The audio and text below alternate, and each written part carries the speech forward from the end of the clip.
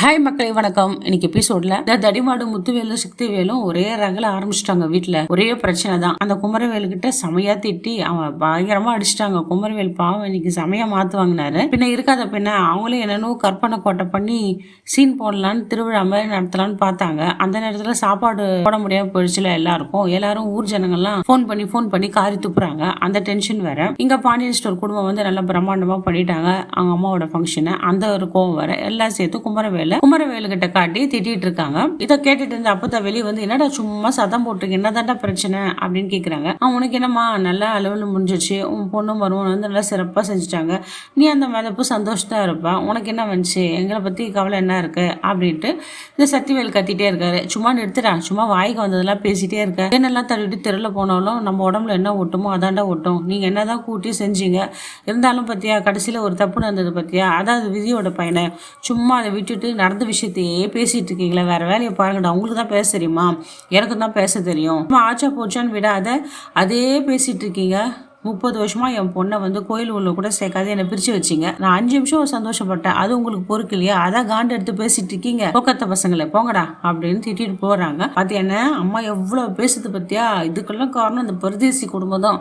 அவங்க வந்து இங்க சீனை போட்டு போயிட்டான்ல, அதான் ரொம்ப ஆடுதம்மா, எல்லாத்துக்கும் காரணம் இந்த எச்சக்கல்ல பையன் தான், அந்த புறம்போக்கு பையன் தான், புறம்போக்கு எச்சக்கல்லன்ட்டு அவனுக்கே திட்டிக்கிறான் அந்த சத்தியவேலு. அவன் மூஞ்சும் ஓரக்காட்டியும் வரமாட்டேன், அவனை பார்த்தாலே எனக்கு டென்ஷன் ஆகுதுங்க, எனக்கே பிபி வந்துடும் போல இந்த சக்தி வேலை பார்த்தாலே. கோமதி, ராஜி, மீனா எல்லாம் பேசிட்டு இருக்காங்க. கதிர் வராப்புல அதை பார்த்து கோமதி வந்து எனக்கு ரொம்ப சந்தோஷமா இருக்குப்பா, என் மனசுல பாலம் வத்த, நீண்ட நாள் ஆசை நீ நிறைவேற்றி வச்சுட்ட, நான் ரொம்ப பெருமைப்படுறேன்டா அப்படின்ட்டு கதிர்கிட்ட ரொம்ப புகழ்ச்சியா பேசிட்டு இருக்காங்க.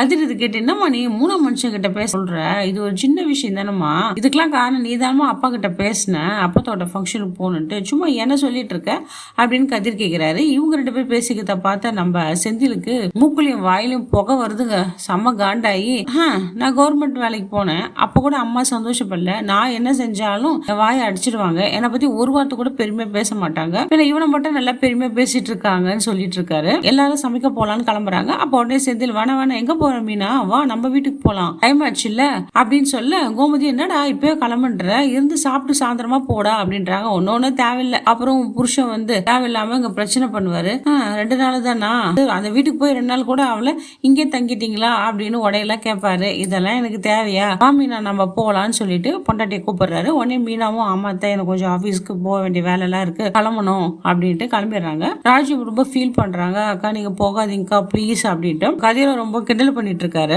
ராஜி பார்த்து. ராஜி ஆமா உனக்கு என்ன தெரியும் ஃபீலிங்ஸ் எல்லாம் பத்தி அப்படின்ட்டு அவங்களும் கொஞ்சம் முறைச்சிட்டு போயிடுறாங்க. இங்க வழக்கம் போல தங்கமயில் அப்பா ஊர்லயே அலப்பறை பண்ணிட்டு இருக்காருங்க, எந்த வேலையும் செய்யறதுல, கடைக்கு வந்து எதனா அவனு ரொம்ப அரைச்சிக்கிற மாதிரி வாயில அசை போட்டுக்கிட்டு எதனா கடையில் இருக்கிற பொருளை எடுத்து சாப்பிட்டு டீ குடிச்சு ஜூஸ் குடிச்சிட்டு இப்படியே காலத்தை தள்ளிட்டு இருக்காரு. பாண்டிய கொஞ்சம் வெளியே போயிடுறாரு. அந்த நேரத்தில் பார்த்து கல்லால உட்காந்த தங்கமயில் அப்பா வந்து கொஞ்சம் பணத்தை எடுத்துடுறாரு. இதை வந்து நம்ம சரவணம் பார்த்துடுறாரு. பார்த்துட்டு பொண்டாடி தங்கமயில்கிட்ட வந்து சத்தம் போடுறாரு, உங்க அப்பா என்னென்ன வேலை பண்றாரு பாத்தியா, இதுல வேலை நீ போன் பார்த்துட்டு இருக்கு கடையில உட்காந்து, என்ன லட்சணம் இது, எங்க அப்பா கஷ்டப்பட்டு வேர்வை செஞ்சு சம்பாதிச்ச கடை இது, மொத்தமாக காலி பண்ண போயிடுவீங்க போல, அப்பனும் ஆத்தா பொண்ணு எல்லாம் சேர்ந்துட்டு திட்டாரு.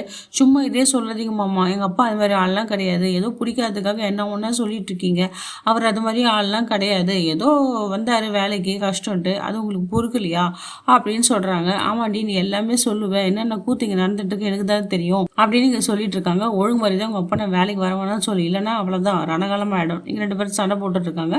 அந்த நேரத்தில் பாண்டியன் உள்ளே வராரு. உடனே சரவணன் நான் டெலிவரிக்கு போகிறேன்ப்பான்னு சொல்லிட்டு கிளம்பிடுறாரு. இந்த நேரத்துல வந்து தங்கமயில் ரொம்ப எஸ்கேப் ஆயிட்டாங்க. ஆனா தங்கமயிலுக்கு வந்து அவங்க அப்பா பண்ற எந்த விஷயமும் தெரியாதுங்க.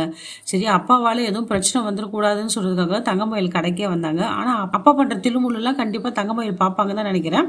அதை பார்த்து அவங்க என்ன ரியாக்ஷன் பண்ணுவாங்க தெரியல. இந்த வீடியோ உங்களுக்கு பிடிச்சிருந்தா லைக் அண்ட் ஷேர் கமெண்ட் பண்ணுங்க. நன்றி, வணக்கம்.